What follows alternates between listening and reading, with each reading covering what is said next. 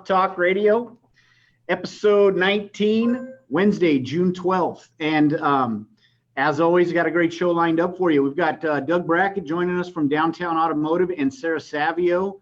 And today what we're going to be talking about is we're going to be talking about overcoming customer objections.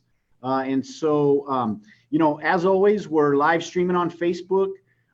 You can interact, get your questions answered live on air. If there's something that comes up you want to ask our two experts, Doug and Sarah, get their insight, let's have a talk, right? Let's have a conversation. So without further ado, Doug, welcome, buddy. It's great to have you on Digital Shop Talk. If you could tell us a little bit about yourself, introduce yourself. Thank you very much. So my name's Doug. I've been running an automotive shop for 11 years here. I took over at the age of 27 as a fresh journeyman technician, very interested in being a student of the industry. I've gone through a lot of management training over the years with a number of large, medium, and small companies, and I absolutely love what we do. I love working with the systems that we've got now, and am super keen to help out with Auto Vitals. Awesome. Yeah, and you guys have been a digital shop for quite some time. I mean, you seem like a pretty, forward-thinking operator. How long have you been with us? So I've been about 3 years on as a digital shop. We started off with the basic entry-level product of doing the NAPA DVIs, quickly realized the potential involved in the system, and we switched over to Protractor just about exactly a year ago, and have been having great success. We've been getting extremely busy, almost to the point of we've got to rethink our staffing situations at times, and really developing these processes and moving along with what's changing in the industry. And that has provided for fantastic customer confidence. Our customers are trusting us with less effort than they used to before as well too. And that's translated into some fantastic sales and numbers moving forward in the business. Well, see, there you heard it, folks. Right from the horse's mouth, show's over. You don't get objections when you're a digital shop and you operate at the level that Doug can do it. But just kidding. Sarah, introduce yourself. I mean, Sarah's a regular. Everybody knows Sarah, but just for maybe some new viewers, some people who haven't met you yet, give us a little bit about your background as a digital shop operator, and what have you been up to lately? So I'm Sarah Savio. I have been writing service for 23 years. I have recently joined the Auto Vitals team as a trainer. I have 6.5 years experience in a digital shop, and I could not imagine going back. The transparency of the digital shop, it does handle a lot of your objections. And yes, it absolutely reduces those objections and increases those sales. So let's dig in. So what are some of the common objections that you would get? Like let's say, is there different objections when you're a paper-based shop versus a digital shop?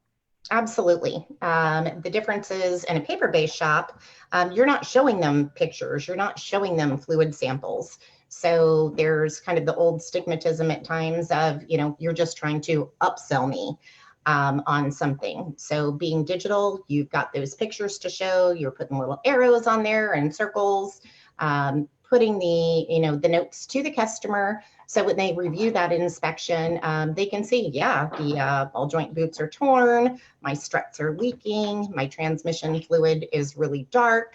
There's no protection level as far as the coolant and the cooling system.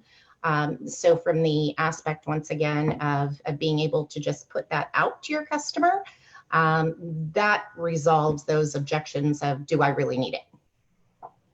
And so Doug, I mean, is that the same experience that you guys have been having from your transition into a digital shop? And then, so then does the objection change? Yeah, it's been my experience that definitely we get a lot fewer objections for sure. The nature of the objections do change to some extent, but the other big part that we found out is that so many of those objections can get dealt with in other ways as well too. A lot of it is that the base level of systems and how the shop goes about its day-to-day affairs can really change which objections do come up as well too, even beyond just our digital inspections and the transparency provided in this is the condition that your vehicle is in, but quoting all of those conditions properly, advising our customers according to the priority of the job as well too has been a huge thing to help people understand which are the critical items, which can be put off as well too.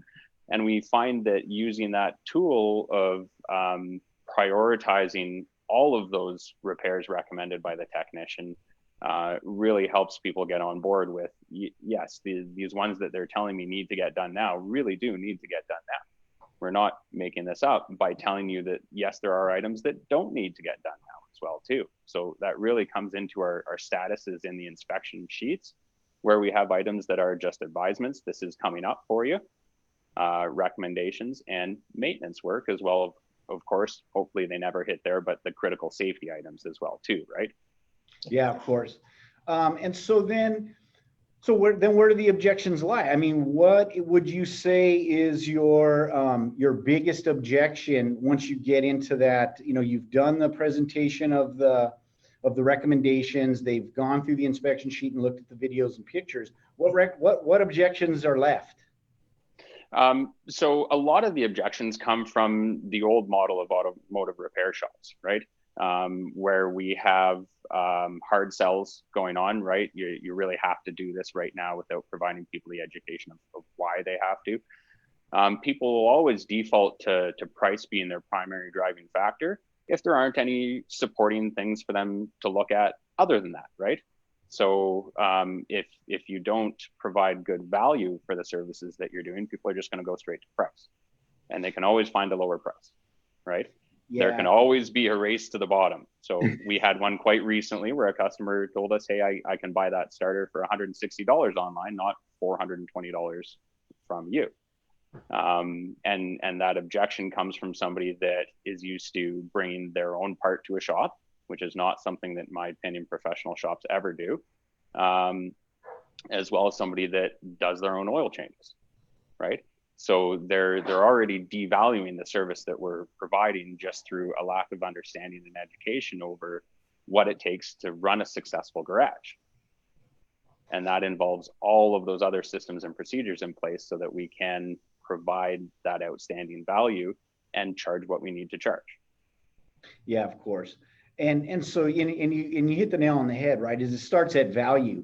And the digital shop allows you to really get to that level to establish that value. And yeah, there's always one-off guys, you know, I'm Captain Fix It myself, but even there you can establish that value because you've got the record and you've got the, you know, if something's ever comes up, you know, you've got a place to go and get that taken care of. So Sarah, how, I mean, is that your experience as well? And then when you get into those price objections, how do you handle them? So price objections, there are several ways to handle them. You know, first and foremost, somebody asks, I can get that part cheaper. Yes, you can.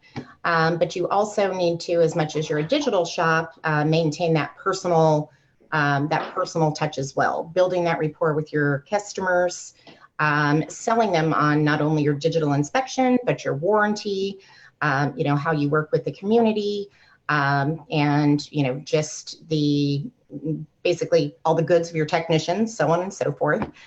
You know, you're not going to get the same warranty. You're not going to have that peace of mind when you're on that trip across the country with your kids, that if something were to happen, if a part were to fail, you're covered.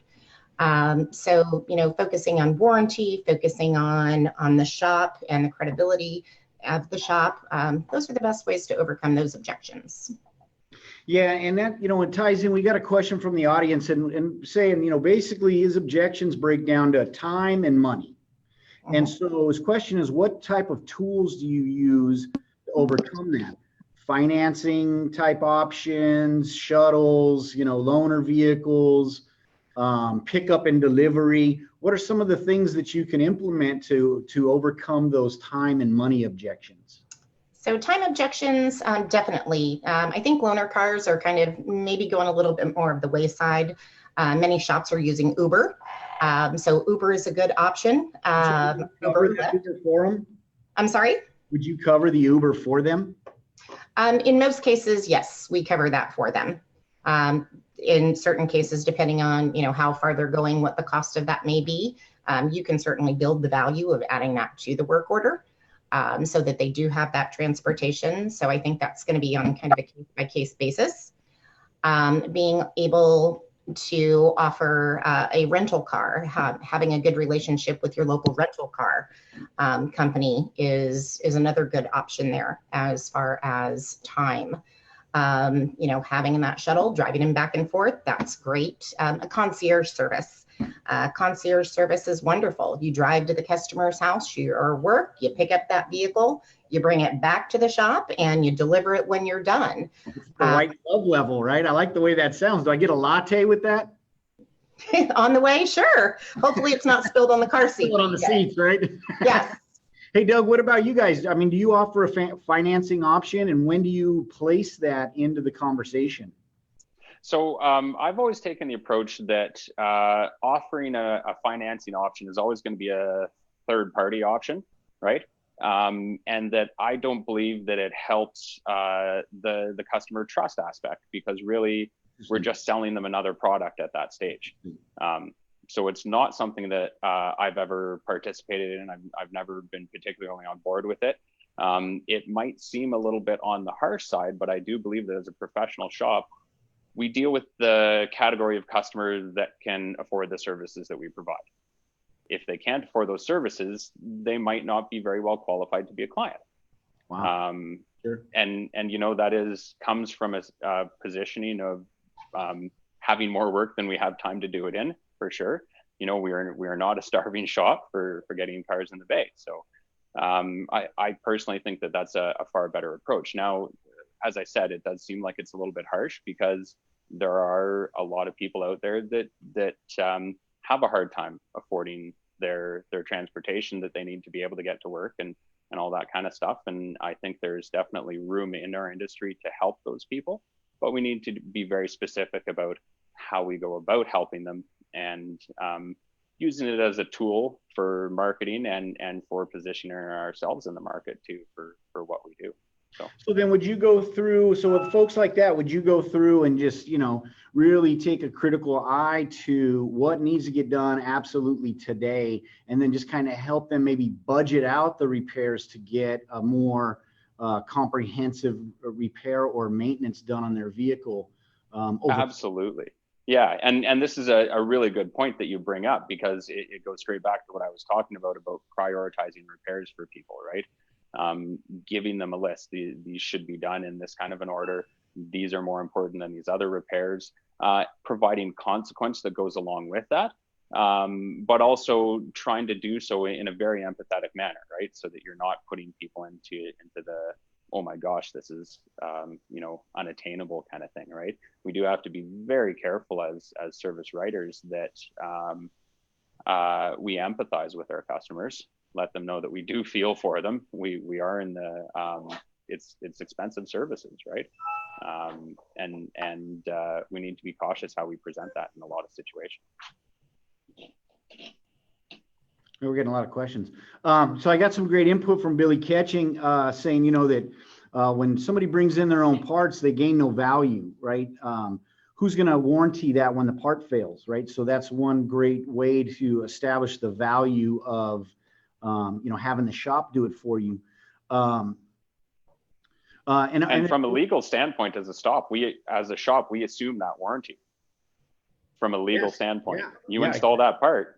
Yeah, exactly.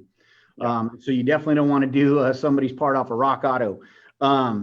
Bill Connor's asking, would you talk about getting the objections is really just an opportunity to solve a problem now that you have a better understanding of? So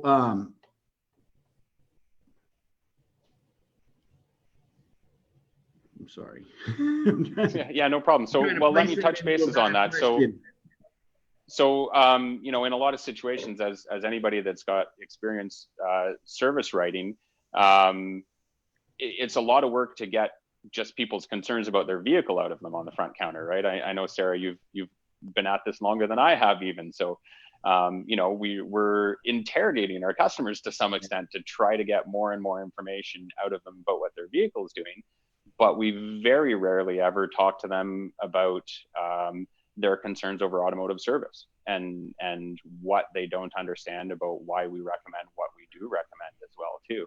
And that's where that education component really does come in very strongly, and letting people know why the services are recommended, and again, like I said, what the consequences are, right?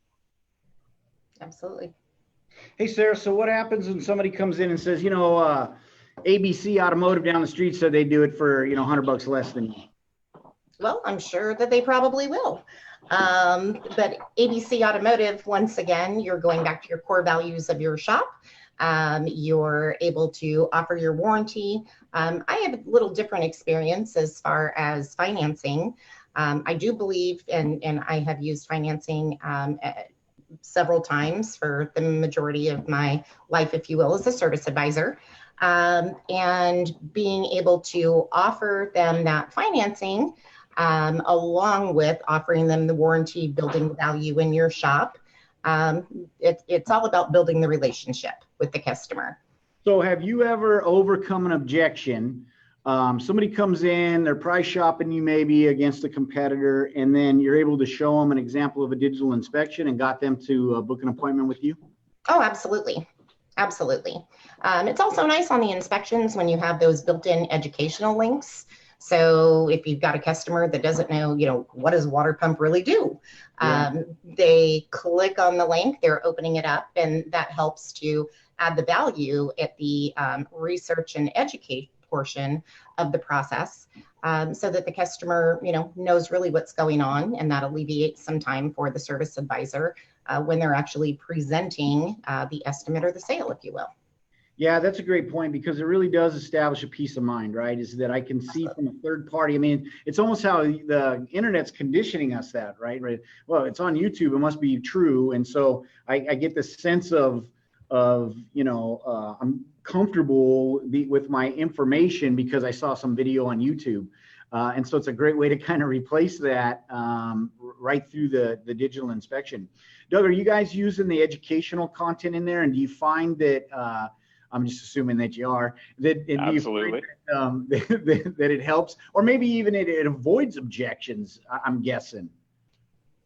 Yeah, absolutely. And even in a lot of situations, just the fact that we're providing more information for the customer, even if they're not looking at it, it helps build that confidence that there is no trying to pull the wool over my eyes here. These guys are being upfront with both their recommendations and their education about why there are recommendations. That even the customers that are less interested in educating themselves about the specifics of why and what we do, it builds that confidence right from the ground level with them. Yeah, for sure. I mean, and then I'm sure you see that they just convert into, customers for life, right? Do you see them coming back more often? Are you guys like exit scheduling and establishing the next visit at pickup? We rely pretty heavily on our CRM to help us with exit scheduling and everything like that. The tools through AutoVitals are fantastic to be able to do that. So we definitely have a discussion over the next appointment, and let them know that they're going to be getting a reminder, and we'll fine tune things from there. It really, again, it's about more contact with the customer and them feeling comfortable with that as well. So much of it from our standpoint is educating the customer about what that contact is going to look like as well too. And that's a big item to it.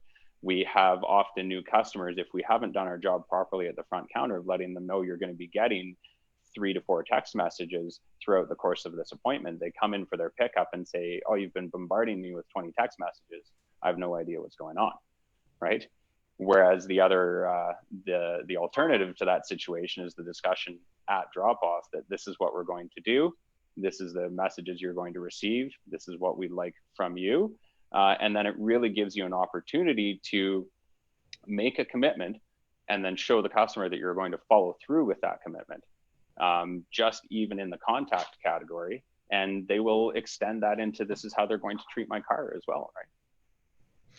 Yeah, and it's funny. I'll tell you an experience I had. I was in a shop and it was my daughter's car, and it was a train wreck underneath that thing, right? And so the bill was real high, and I thought, well, gosh, so it's my daughter. She's kind of learning how to drive, hence all the damage, and so I say, what from a safety perspective, what do I have to get done? And this guy really was very open with me, honest, went through, each of his recommendations that way. And really, he just said, look, here's what you have to do, right? This is, nothing's going to fall off once we replace this and this and, fix it, and she's going to be fine. When he said that to me, and then he said, hey, when you want to come back? And it was still a big chunk on the bill. And I was like, let me get back to you, right? Well, what happened is that I felt almost obligated, right? Is that he was straight with me. He was honest. I knew I still had these things. It was kind of in my mind, Sydney's driving the car around and I'm thinking, gosh, I still got to get this other stuff done. And so actually, without getting the reminders, I had free time and called him up and booked an appointment, because I almost, like I said, I almost felt obligated to going back because I felt like he gave me something, he did me a solid, and I needed to go repay it. And so really a lot of times it just has to do with being honest and having that conversation and setting expectations. And then now you have a relationship established. And I know, Sarah, in your shop, you were really a master of that, right? And talk to us a little bit about how you kind of go about, do you see that the relationship that you're able to build and the expectations that you're able to set, establish kind of, peace of mind or confidence in you, credibility with you, and then does that lead to a more long-term relationship over time? Absolutely, yes. Yes and yes. Yes, you're building that relationship, you're building that confidence with the digital inspection, with the educational videos, with just the philosophy. We're going to be straight up with you. Yes, you need this today. You need, you're going to need certain services down the road. And by being able to set that out when they pick up through exit scheduling, you can schedule things 30 days out, 60 days out, 90 days out. So that you can, let the customer know that you're working with them with their budget. And then you can send those reminders. They don't feel pressured, and you have a higher return and retention rate.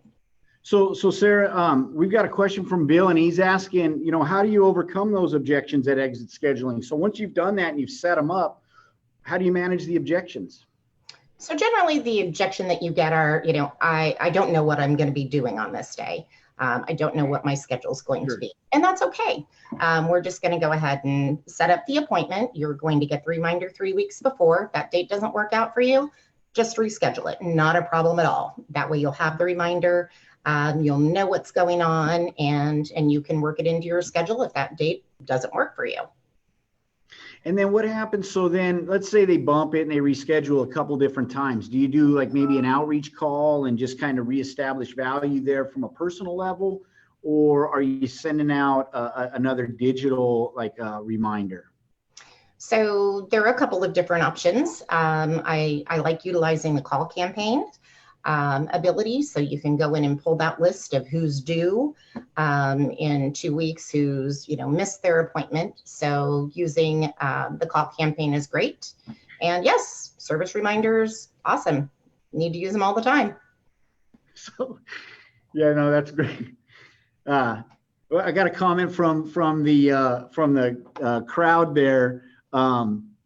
Marty Mace is asking, if you took some raw hamburger into McDonald's, would they cook it for you? Asking for a friend.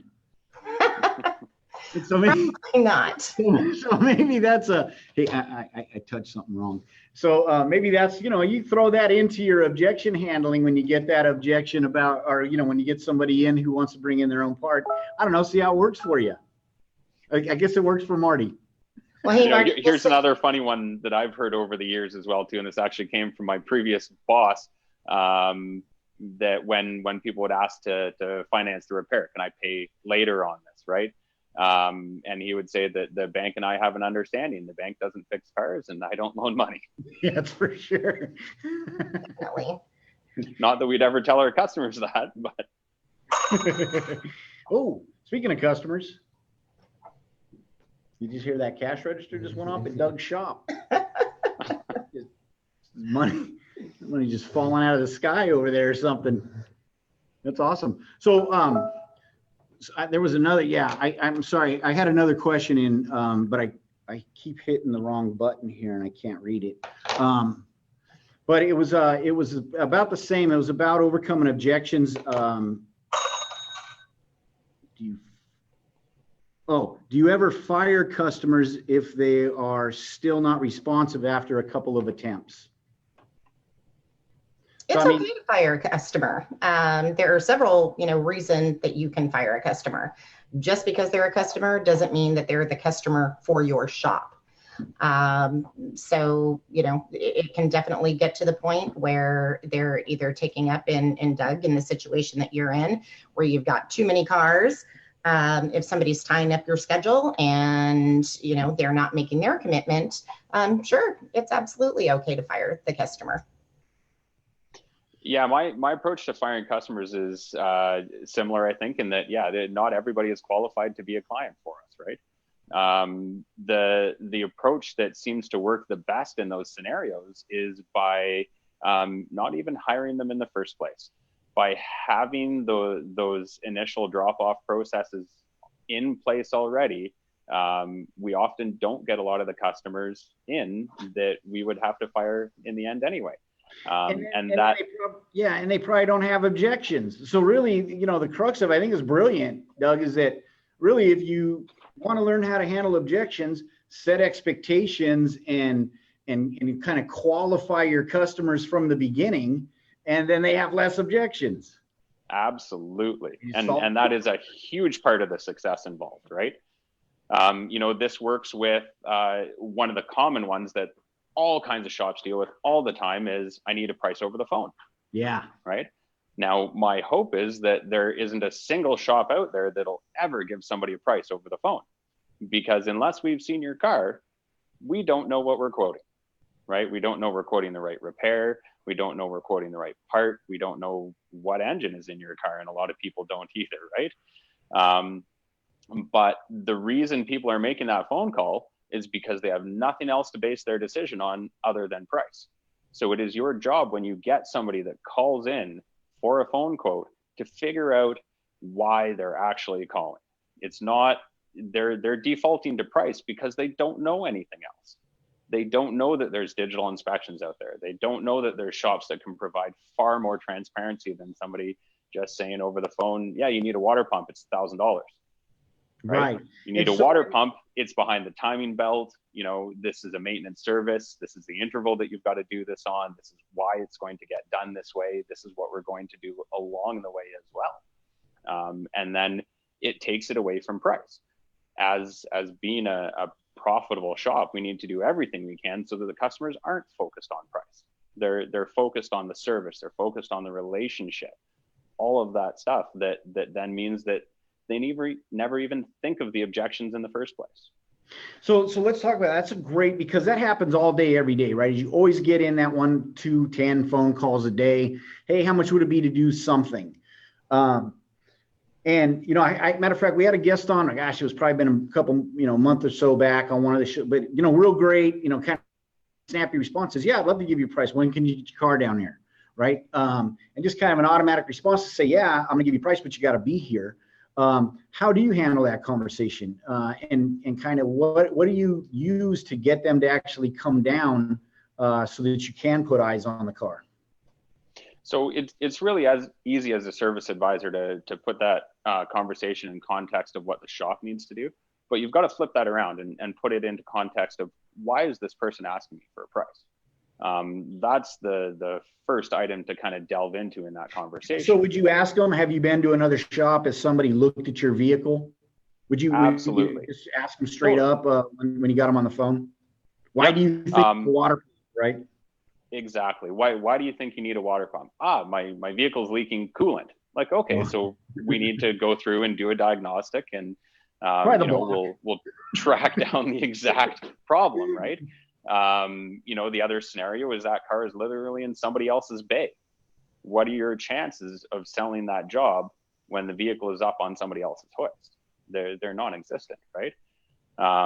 In those kinds of situations, they're looking for validation of the quote that they've already got, right? Yes. As professional automotive shops, we should trust that other shops are also professional and that they're doing a good job of their estimation. So the follow-up to those quotes of like, oh, my car's at so-and-so and they tell me I need pads and rotors, how much would that cost there? We take the number from them if they're willing to give it, and provide feedback of, this sounds like it's in the reasonable price range. Without looking at your car, we can't tell you exactly the condition of what's going on with it, but it sounds like they know what they're doing and they've got a pretty decent estimate there.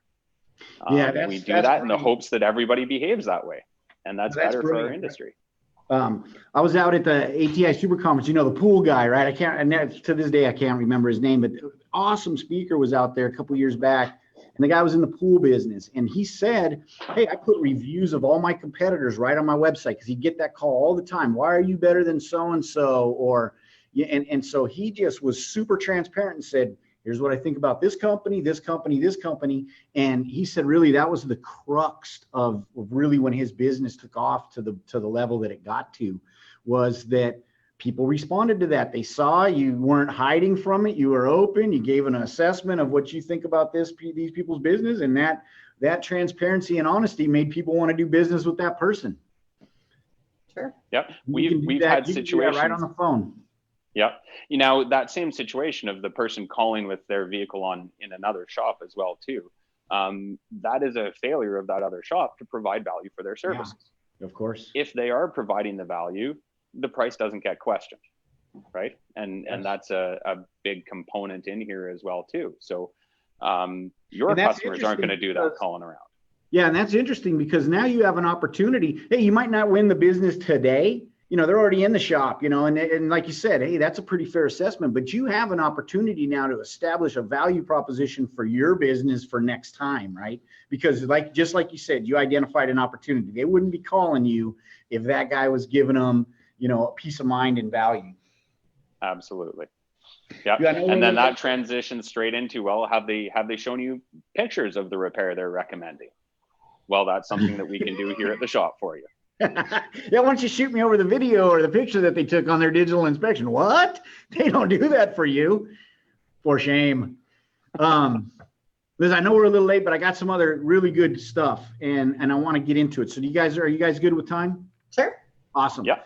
Bill's asking, that testing and diag fees are always kind of a stickler, right? I mean, those are hard. And what he's asking is, how do you make customers feel that they're still in control, but still get the needed approval? Right. So, I mean, this one is really straightforward. Sorry, Sarah, to jump right in here. Very specific authorizations, right? So part of our drop-off procedure is an authorization document that lays out exactly what the cost of the appointment is. And that process gets carried through the whole appointment as further work is approved and whatnot as well too. So somebody drops off saying, I got brake noise, and you say, cool, we'll check those out. You call them back and say the brakes are going to be this much. You're only going to collect on actually doing the brake repair. But if they drop off and you explain, so we're going to do a complete diagnosis on your entire brake system. We're going to let you know the condition of all the components involved, and this is what it's going to cost you. Specific authorizing signature, they're approving that work. They brought the vehicle to the shop to get it looked at, to get the work done. When you provide them with an exact dollar amount, this is what it's going to cost, you can then collect on that. Sure. And here's what we're going to do. Exactly. So again, it's the opportunity to tell them exactly what you're going to do for them, follow through on it, and build that confidence, all with the basic procedures that should be incorporated into what you do anyway. Yeah. Very nice. So it's qualifying the customer, and it's the building blocks of, we have this giant pyramid that goes up, that every little step that we do along the way helps build it into that final top of the customer is happy with their repair, and you've done it for the amount of money that you need to be able to do it for to be a profitable enterprise. Sure. I like to refer to testing. Bill was asking about diagnostics and testing. You have to build value in your testing process. Once again, explaining to the customer in a digital shop that we're going to be able to send you, screenshots of scan tools of, what we're doing in order to identify what the bottom line problem with your vehicle is. It's kind of your insurance policy, if you will, that you're replacing what you need to take care of the problem that you're coming into the shop for. So I know that testing is one of those more, it's a common objection. Why do I pay for it?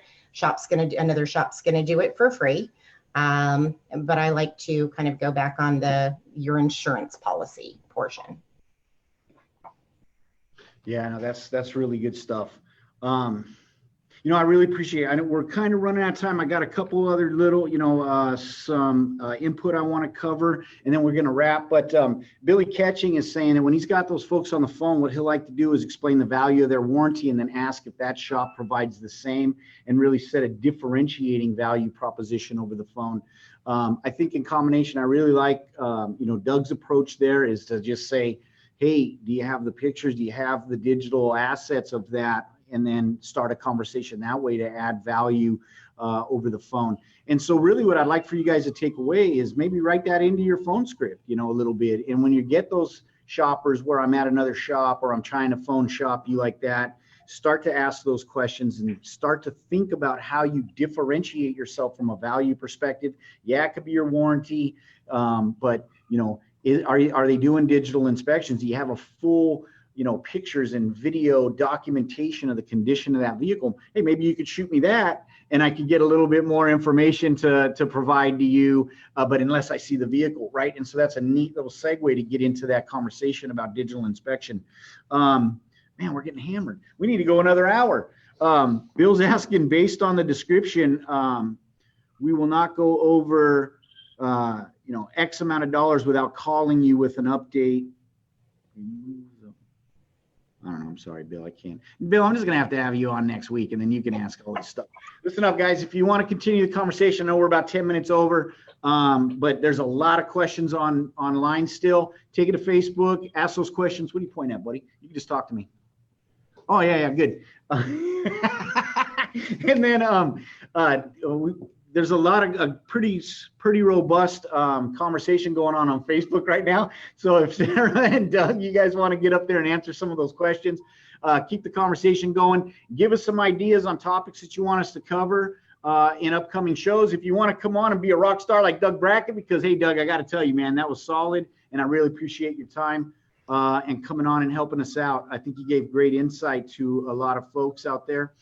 Next week, tune in same time, next Wednesday, 10 a.m. Pacific, 1 p.m.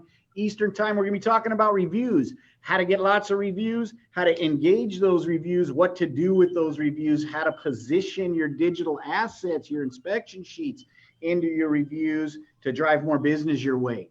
And so tune in next week. Be ready for a lively discussion. We're going to have a shop that's got a ton of reviews, and they're going to be telling us how they do it.